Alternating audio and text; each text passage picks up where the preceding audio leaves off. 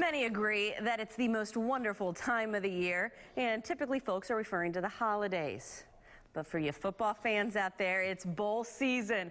What area teams are going bowling and what bowls are coming right here to the Tampa Bay area? Well, lucky for us, Ian Beckles is joining us to break down the bowls. Good morning, Ian. How are you? Doing wonderful. Great to be here. I'll say we've got lots to talk about because Florida is like the it spot right now for bowl season. Florida's kind of always the it spot when it comes to bowl season.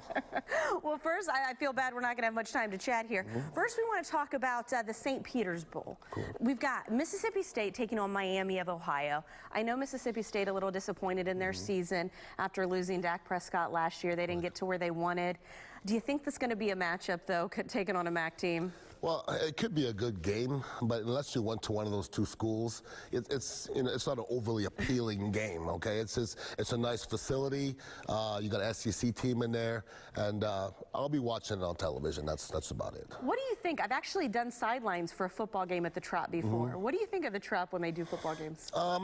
It's a different feel because you're usually in there, watching the Rays, and baseball and football have just got a different feel to it. But it's got a beautiful turf. You're in a beautiful city, so if you're somebody like Mississippi, you get a chance to be in the Tampa Bay area, and that's not the worst place to be. And I know they are excited about getting here again. Not the season they wanted, but still, a bowl game is a bowl game. Now let's talk about our Florida teams. First, let's talk Gators.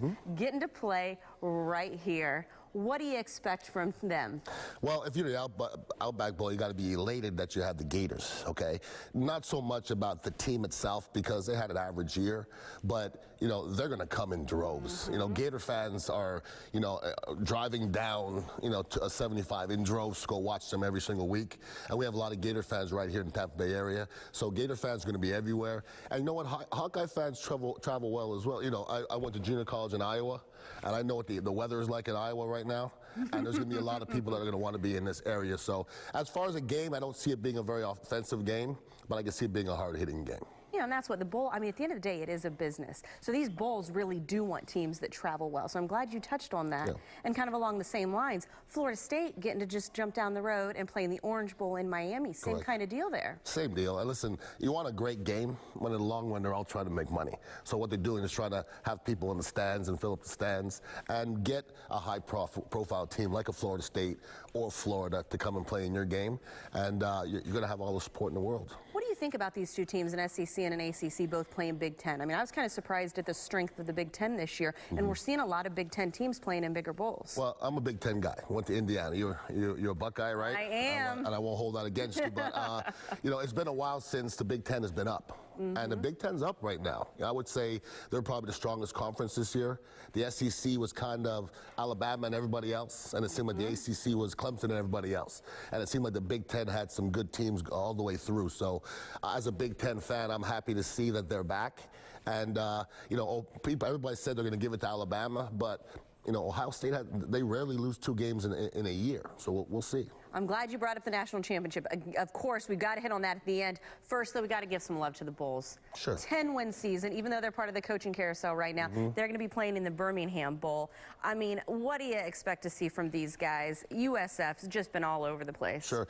You see the progress that they've made, and they turned the corner, okay, with Willie Taggart, and you hate to see him leave, but I don't know if they're not in better hands with Charlie Strong, because you got a more high-profile coach right now, and people are going to be talking about USF because of Charlie Strong.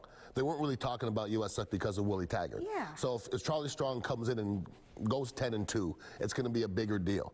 So I think with Taggart, we were somewhat limited, but with Charlie Strong, sky's the limit. We'll see. I couldn't agree. And again, we are getting starting to run out of time, but let's talk about hosting the national championship game. Raymond James, what are your predictions and how great is this for Tampa Bay?